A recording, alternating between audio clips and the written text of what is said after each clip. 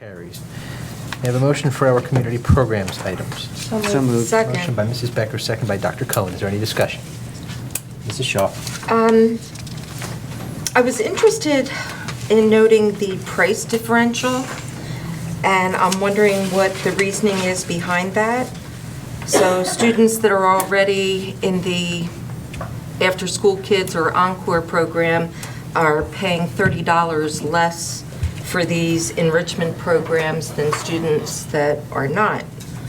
And I'm wondering, again, what the reasoning is behind that and whether that's really a good thing to do. I mean, it seems to me that enrichment programs ought to be available on an equal basis to all of our children. I do believe we had a cost escalator in here. Mr. Giuliano, do you recall anything else that factored into the? Typically, what's happened, as I remember on the community programs and enrichment, is that for those students that are already in the program and paying for the programs that we're offering, the before school, after school programs, Get a discount. that they get a discount because they're already in the program. But I don't understand why they would get a discount because they are in an after-school program. It seems to me that a child who is able to go home after school or who does not require after-school care should have an equal opportunity to enjoy our enrichment programs without penalty. It's been done for years, just speaking for the community programs portion. We've always done it this way, and on the committee, well, you can back me up, the committee feeling, I think, was more, you weren't penalizing the children, because a child that did need aftercare, they were always able to sign up for any of these activities.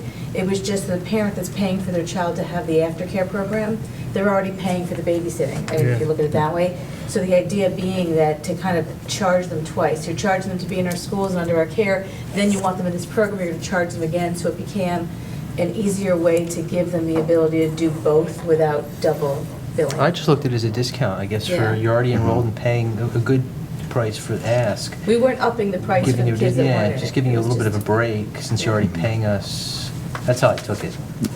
Well, I know from a parent point of view, that's exactly what it is. It's a program that we don't look at it as a babysitting, model. We actually provide activities, and so the people are But these are paying. like additional programs. These are enrichment programs. Absolutely. And these enrichment programs are not offered on a regular basis in the after-school kids program or the encore program. They are unique, individual enrichment classes. So I'm not sure why, And I do, or I whether know. or not it makes sense for us to be charging, have a price differential. I guess it depends on how you look at it, whether it's a discount or if it's a premium, right?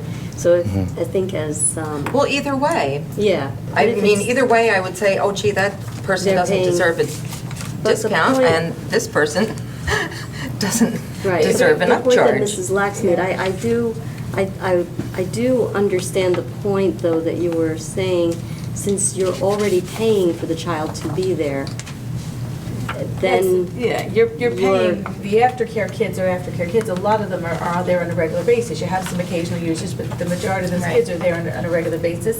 So the parents pay the monthly cost for them to be in our care. Right. These are programs that are. So to me, that's a totally separate fee. It is. If you need to have after-school care, there's a fee that But I we charge think for the that. idea is- And then when we offer enrichment programs, here's the fee that we want to charge for It is. that. I think, and just to kind of make up numbers, if you're paying $500 a month to be in the aftercare program, for example, and now this program costs, $100 for, the same month worth of the enrichment, whether it's a sports enrichment, a science, whatever the different things, because throughout the year, there's different things offered. I think the idea being that you've already paid that money. So if you pay for your child to be in the school from 3 to 6, and you've already paid for that, and then we do an enrichment program that comes from 3:30 to 4:30, then do we then take and say, okay, we're going to prorate that hour and a half and give you back that money?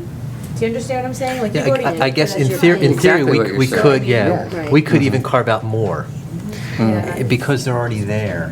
Right. Yeah.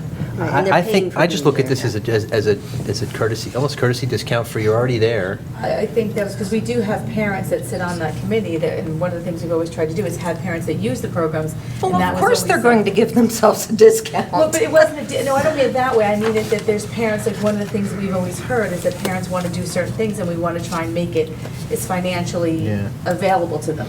So if you ding our working parents and say to them, okay, you're going to pay our monthly price, and you're going to have your children in our care, but then you want to take, you know, the TNT sports, or you want to do a math science program or a coding program, whatever we're able to offer that particular time, then that's where I think, I see what you're saying, absolutely. For everyone, we want to make it as affordable as possible. I think it was more trying to not double bill these people than it was to say to somebody whose children aren't in our aftercare program, oh, you're paying more. I think it's a break, it probably So, is, yeah. I think it's, I I think understand it's your a concern. reasonable break for when you're already enrolled in Ask. The intent was to be more fair, not less, if that makes any sense. Well, they don't get a discount in the after-school program while they're enrolled in a enrichment program, do they? Well, you get in this, because these No. are specific events. It's so up- it- you're you're not- asking you're not- which comes cycle. first. Yeah. That's all I'm saying. Ask, is you're enrolled in Ask. I mean, Yeah, it's you're like, in Ask. to me, it's like if you're in a theater membership. Right, or whether a you're there for subscription. 3 hours or you're there for 2 hours, Yeah. you're just paying the same Yes, amount of money. Yes, parents that would pay for the aftercare can pick their children up at, 4:15, or they can Right. pick their children up until 6 o'clock, so Right. yes. So you're not giving them a discount if they do from that, if they're in this program, because an hour and a half's been carved out of their day Right. for this program. No, but You're just essentially giving they're them paying, a they're paying discount towards on the 6. program. Yeah. Right. Well, I mean, I understand what you're saying. I don't necessarily think it's fair. Okay. I think that we ought to be offering enrichment programs on a totally equal basis to all of our students, but that's just me.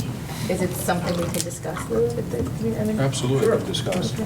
That can be, I'm sure at the next advisory committee meeting, that could be. Why don't you put it on the agenda then? Sure. Well, before we go down, does everybody else agree we want to discuss this, or is everybody okay with this as is? Because we'll vote on it. It's in front of us now to vote. Well, Okay. we're okay, but I have no problem with hearing Mary's concerns. Mhm. Well, you've heard it. No, but I'm saying, but if you You've heard think it's it. I something you mean, want. But right now, we have a motion. So, okay. No, I don't, I mean, whatever. If either we approve it or we don't approve it. If we don't approve it, then the administration will go back, or we approve it. I'm ready to vote, so if we're all ready to vote, we vote it and move. If not, we'll vote no, and then the administration will have another look-see. So, all in favor? Aye. Any opposed? Yes. Okay, so the motion carries, all right? Good, okay. There is no curriculum and instruction. That was all of community programs. by the way. There's- Yeah, and that was well, Mrs. Shaw, just to Yes. clarify. Oh, yes, did Was you- that a vote, no, only on the enrichment fees? And then the Yes, I2. because we okay. were just considering community, oh, I see. Yeah, there's 2 and 3. Okay. Are you, and did you want to correct 2 and 3 or yay? Yes, I am good with 2 and 3. We got Noted. it. Okay. Thank you. Thank you for that clarification. Curriculum and instruction is empty. Should I assume there is nothing? We had originally a memorandum of agreement with Middlesex County College. We met with them yesterday.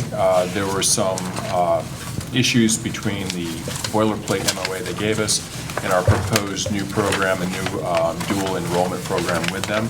You'll see that at the September 15th board meeting. Excellent. Okay, so nothing on that. May I have a motion for our financial services items, which is So moved. K1 through 6. Motion by Mr. Filipczak, second by Mrs. Becker. Is there any discussion? Mr. Filipczak. Very quickly, bill list, I have no difficulty with the bill list. I just want to get a legend of the dress codes. I think I had it one time before, but, when I go over the bill list, I just like to know, this PM, HO, just the dress codes that are on top of the bill list, so I just understand exactly everywhere where the bill list comes from. You give the vendor, you give the name, you give everything, but there's an address code that I wasn't really familiar with. That's an internal code that simply references the vendor address. So there's no one, But one code, it varies. For each vendor, they have their own distinctive code. So Okay. if you see a P1 as an address code, for example, for the first vendor, Correct.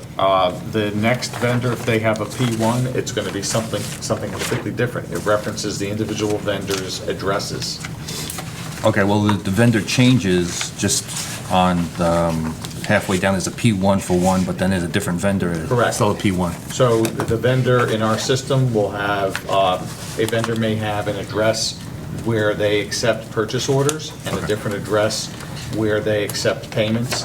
They may have various addresses to accept purchase orders or payments depending upon what that order is. Okay. So it's unique to each vendor. Just one So more the question. list would not be of any use. Just one more question. K5, I hope I have the updated. I know that there's a nuance to our accounting system with being a fund accounting, and I saw that the transfer back to the projects fund, could you just explain why it was taken out of other accounts in the first place?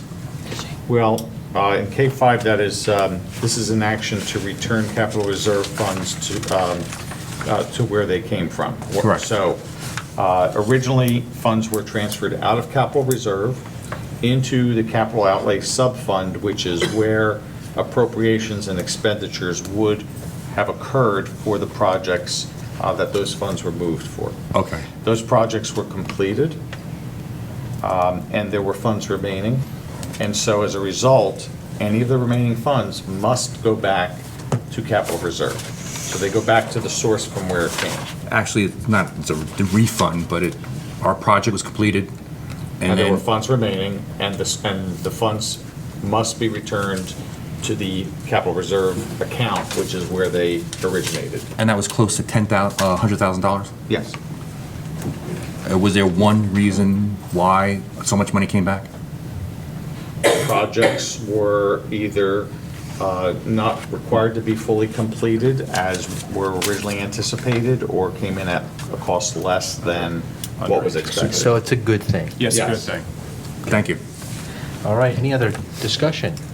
Will the secretary please call the roll? Mrs. Becker? Yes. Mrs. Chu? Yes. Dr. Cohen? Yes. Mrs. Lax? Yes. Mr. Philipchak? Yes. Mrs. Reese? Yes. Mrs. Shaw? Yes. Mr. Simmons? Yes, motion carries.